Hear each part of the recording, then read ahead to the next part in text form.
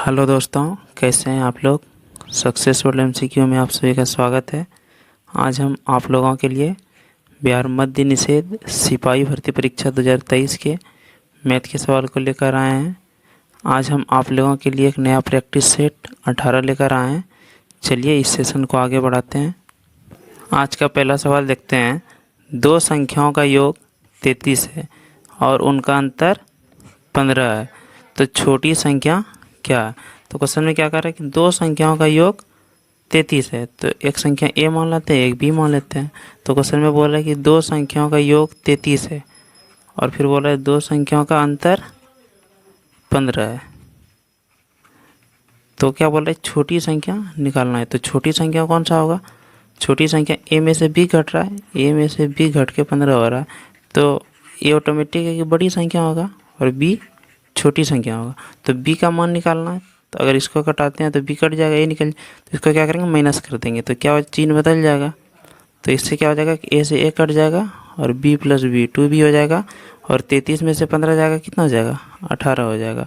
और b बराबर 18/2 कितना हो जाएगा, 9 हो जाएगा। तो b का मान कितना हो जाएगा, 9। ऑप्शन नंबर ए बिल्कुल सही जवाब हो जाएगा।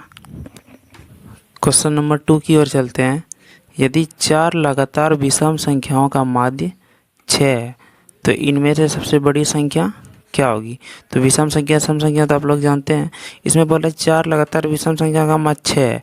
मान लीजिए 4 विषम संख्या ये है और इसका माध्य 6 है, तो माध्य क्या होता है, वो एवरेज होता है, एकदम बीच में आता है। तो माध्य क्या हो जाएगा, माध्य यहाँ बीच में आएगा और 6 किसके बीच में आएगा, 5 और 7 के बीच में। और बोल रहा है 4 लगातार विषम संख्या, तो 5 के पहला विषम संख्या कितना हो जाएगा, 3 हो जाएगा और 7 के बाद विषम संख्या 9 हो जाएगा। और क्वेश्चन में क्या बोला है कि सबसे बड़ी विषम संख्या कौन सी होगी, सबसे बड़ी संख्या। तो सबसे बड़ी संख्या क्या हो जाएगा, 9 हो जाएगा। जब भी लगातार दिया रहे तो इसी प्रकार निकालेंगे। 6 7 5 और 7 के बीच है, तो 9 क्या हो जाएगा, विषम संख्या हो जाएगा। तो 9 सबसे बड़ी विषम संख्या हो जाएगा। तो ऑप्शन नंबर बी बिल्कुल सही जवाब हो जाएगा। क्वेश्चन नंबर 3 की ओर चलते हैं। एक स्कूटर की कीमत में 20% की कमी की गई और अब इसकी कीमत 72,000 है, तो इसका मूल्य क्या था। क्वेश्चन में बोल रहा है कि एक स्कूटर की कीमत में 20% की कमी की गई। तो बताएं कि कोई भी चीज़ का मूल्य अपने आप में 100 यूनिट होता, तो 20% का कमी किया गया, 20 यूनिट का कमी किया गया, तो कितना यूनिट में बेचा, 80 यूनिट में। और 80 यूनिट का मान कितना दिया हुआ है, 80 यूनिट का मान 72,000 रुपये दिया हुआ है। तो निकालना कितना, इसका मूल्य क्या था, 100 यूनिट का मान निकालना। तो 1 यूनिट का मान सबसे पहले हम लोग निकाल लेंगे। 1 यूनिट का मान कैसे निकलेगा, 72,000 में 80 से भाग दे देंगे, तो 0 से 0 कट गया और 8 9 72, 900 हो जाएगा। तो 1 यूनिट का मान कितना हो जाएगा, 900 रुपये हो जाएगा। तो निकालना कितना है, उसका मूल्य निकालना है, तो 100 यूनिट का मान निकालना। तो 100 यूनिट का मान निकालेंगे, तो 100 यूनिट का मान में क्या करेंगे, 900 को 100 से गुना कर देंगे, तो कितना हो जाएगा, 90,000 रुपया क्या हो जाएगा, स्कूटर का मूल्य पहले था, और जिसमें से 20% का छूट के बाद 72,000 में बेच दिया गया। तो क्वेश्चन में पूछा था कि उसका मूल्य क्या था, तो क्या मूल्य था, ऑप्शन नंबर सी 90,000 स्कूटर का मूल्य था। क्वेश्चन नंबर 4 की ओर चलते हैं। यदि 3:5 बराबर x अनुपात 75 है तो x का मान क्या होगा। तो 3 अनुपात मतलब क्या होता है, रेशियो होता है 3/5। तो इसको लिखते हैं 3/5 इक्वल टू x/75। और इसमें बोल रहा है कि x का मान क्या है, तो x का मान कैसे निकालेंगे, 5 का 75 के साथ जो संबंध था वही 3 का x के साथ संबंध होगा। तो 5 का 75 के साथ क्या संबंध, 5 को 15 बार गुना किया गया है, 15 5 75, तो वही हम लोग क्या करेंगे, 3 को 5 बार 15 बार गुना कर देंगे, तो 15 तिया 45। तो x का मान कितना हो जाएगा, 45। बस यही चीज़ करना था इस क्वेश्चन में। तो ऑप्शन नंबर बी 45 बिल्कुल सही जवाब हो जाएगा। सिर्फ ध्यान में रखेंगे कि इसका इसके साथ क्या संबंध है, जो संबंध होगा नीचे वाले के साथ वही ऊपर वाले में संबंध होगा। तो x का मान 45 हो जाएगा। क्वेश्चन नंबर 5 की ओर चलते हैं। 1200 रुपये पर 1 वर्ष के लिए 10% प्रति वर्ष की दर से अर्धवार्षिक हिसाब से साधारण ब्याज और चक्रवृद्धि ब्याज के बीच का अंतर है। तो यहाँ ध्यान में रखेंगे, यहाँ प्रतिशत कैसे दिया है, प्रति वर्ष के हिसाब से, लेकिन पूछा कैसे है, अर्धवार्षिक के हिसाब से। तो अर्धवार्षिक का हम लोग को रेट इंटरेस्ट निकालना होगा। तो क्या है, रेट प्रतिशत क्या दिया हुआ है, 10% पर ईयर के हिसाब से दिया हुआ है। तो हम लोग को हाफ ईयर का निकालना है, तो एक ईयर में कितना हाफ ईयर, 2 हाफ ईयर, 2 छमाही होता है। तो क्या होगा, 10% को 2 से डिवाइड कर देंगे तो कितना हो जाएगा, 5% पर हाफ ईयरली हो जाएगा। उसका टाइम पूछा है, तो टाइम क्या है, टाइम कितना दिया हुआ है, 1 वर्ष के लिए दिया हुआ है। तो टाइम 1 ईयर है, और 1 ईयर में कितना छमाही होता है, 2 छमाही होता है, 2 हाफ ईयर होता है। तो हाफ ईयर के हिसाब से निकालने बोल रहा है। और क्वेश्चन में पूछा है क्या है, चक्रवृद्धि ब्याज और साधारण ब्याज में अंतर पूछा हुआ है। तो चलिए निकालते हैं। 1200 रुपये हमारा क्या है, मूलधन है, और इससे पहला साल और दूसरे साल का निकालते हैं साधारण ब्याज और चक्रवृद्धि ब्याज। तो फर्स्ट ईयर सेकेंड ईयर, तो फर्स्ट ईयर का रेट इंटरेस्ट 5% और सेकेंड ईयर का भी 5% है। तो 1200 का 5%, 1200 का 5% कितना हो जाएगा, 2 0 से 2 0 कट जाएगा, 60 रुपये हो जाएगा। तो फर्स्ट ईयर का इंटरेस्ट 60 रुपये हो जाएगा, और सेकेंड ईयर का इंटरेस्ट भी 60 रुपये हो जाएगा। लेकिन सेकेंड ईयर में चक्रवृद्धि ब्याज में क्या हो जाएगा कि इंटरेस्ट का भी इंटरेस्ट लगेगा। तो इसका 5% इंटरेस्ट लगेगा। तो 60 का 5% इंटरेस्ट कितना हो जाएगा, 60 × 5/100, 2 से कटाएंगे 3 बार में, और 20 से कटाएंगे 3 बार में, और 20 से 5 बार में। तो 5 से 5 कट जाएगा, कितना, 3 रुपये हो जाएगा इंटरेस्ट का इंटरेस्ट। तो क्या हो जाएगा, साधारण ब्याज और चक्रवृद्धि ब्याज में अंतर कितना हो जाएगा, ये जो 3 रुपये निकलता है इंटरेस्ट का इंटरेस्ट, यही तो एक्स्ट्रा लगता है चक्रवृद्धि ब्याज में, जो दोनों का अंतर हो जाएगा, CI माइनस SI। और दोनों साधारण ब्याज किसको बोलते हैं, साधारण ब्याज, ये दोनों जो ब्याज है इसको साधारण ब्याज बोलते हैं। और चक्रवृद्धि ब्याज में क्या होता है, ये सारा ब्याज जुड़ जाता है। तो साधारण ब्याज और चक्रवृद्धि ब्याज में अंतर कितना हो जाएगा, 3 रुपये हो जाएगा। अगर कभी आपको 1 ईयर का SI और CI का अंतर पूछा जाए तो फर्स्ट साल में क्या होगा, साधारण ब्याज भी 120 हो जाएगा और चक्रवृद्धि ब्याज भी 120 हो जाएगा।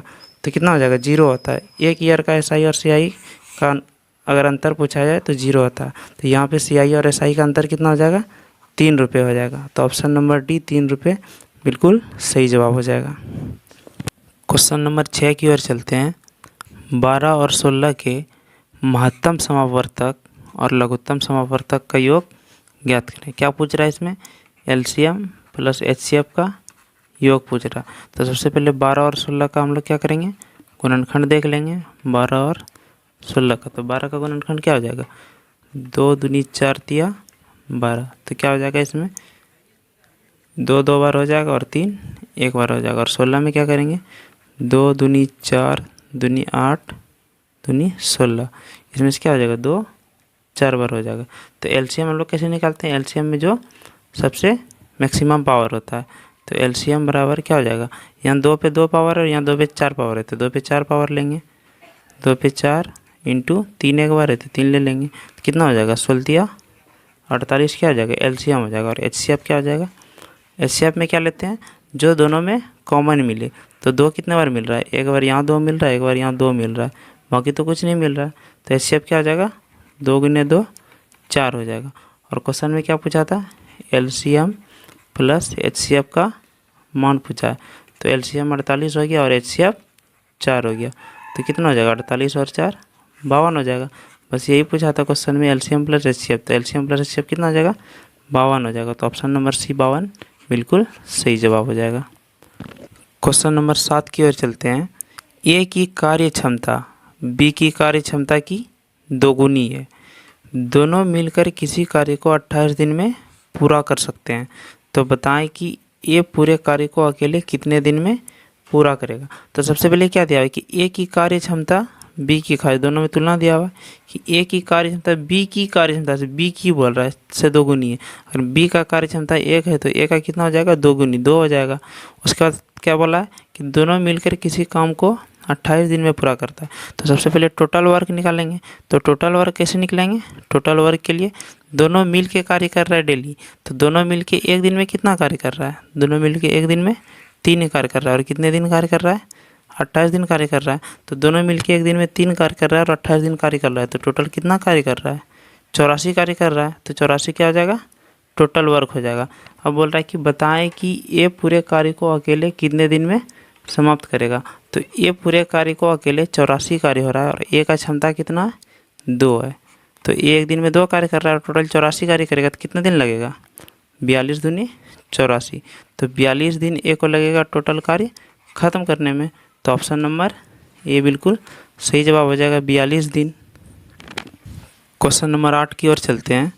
दो घनों का आयतन का अनुपात 8:1 है। इनकी कोरों की लंबाई का अनुपात क्या होगा? कोर मतलब क्या होता है? भुजा।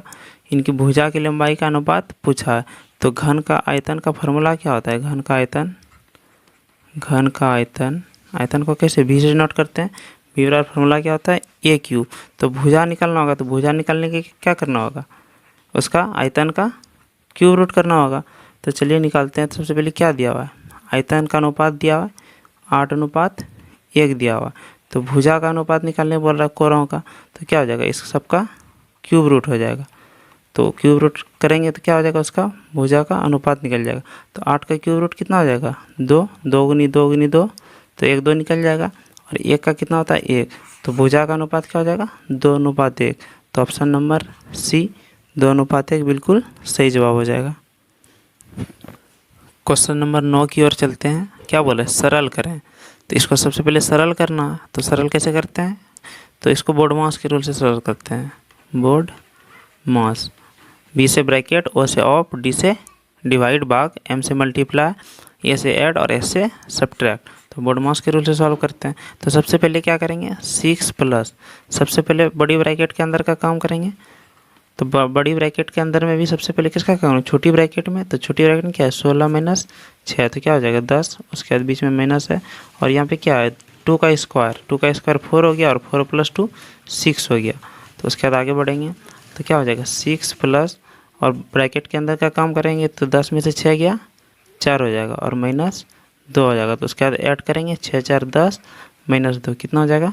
8 हो जाएगा। सिर्फ इसमें बोर्ड मास का फॉर्मूला से पता करना चाह रहा था एग्जामिनर कि आपको आता है कि नहीं। तो क्या हो जाएगा? 10 में से 2 जाएगा 8। ऑप्शन नंबर बी बिल्कुल सही जवाब हो जाएगा। सिर्फ ध्यान से इसको सॉल्व करेंगे, आपका आसानी से आंसर आ जाएगा।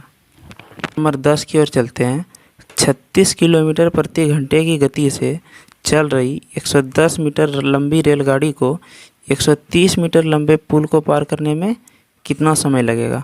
तो क्या इसका कॉन्सेप्ट था? स्पीड इंटू टाइम बराबर डिस्टेंस। और जब भी रेलगाड़ी किसी प्लेटफॉर्म को या किसी पुल को पार करता है तो उसका क्या होता है? डिस्टेंस जुटता है। दोनों डिस्टेंस मिलके कुल डिस्टेंस होता है। और जब भी किसी खंभे को पार करता है तो उसका डिस्टेंस क्या माना जाता है? 0 मीटर माना जाता है। तो चलिए इसमें डिस्टेंस क्या हो जाएगा? रेलगाड़ी की लंबाई 110 मीटर है और पुल का लंबाई 130 मीटर है। तो टोटल डिस्टेंस कितना हो जाएगा?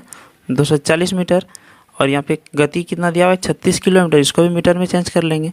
तो निकालना क्या है? टाइम निकालना है। टाइम निकालने के लिए क्या करेंगे? डिस्टेंस बाय स्पीड करेंगे। तो डिस्टेंस कितना हो जाएगा? 240 मीटर हो जाएगा। और स्पीड कितना है? 36 किलोमीटर पर घंटा। तो इसको क्या करना होगा? मीटर में बनाना होगा। तो उसके लिए क्या करेंगे? 5/18 से गुना कर देंगे। तो चलिए इसको कटाते हैं। 18 से 36 2 बार में कट जाएगा, और 5 दूनी 10 से 240 कितने बार में कट जाएगा? 10 बार में। तो कितना हो जाएगा? 24 सेकेंड टाइम लगेगा उस पुल को पार करने में 110 मीटर लंबी रेलगाड़ी को। तो ऑप्शन नंबर बी बिल्कुल सही जवाब हो जाएगा। आप लोग सिर्फ ध्यान में रखेंगे कि जब भी किसी पुल या प्लेटफॉर्म को पार करता है तो उसका डिस्टेंस जुड़ जाता है। तो बच्चों आज के लिए इतना ही रखते हैं। आगे की सीट अगली दिन करेंगे। आप लोग मेरे साथ बने रहें। धन्यवाद।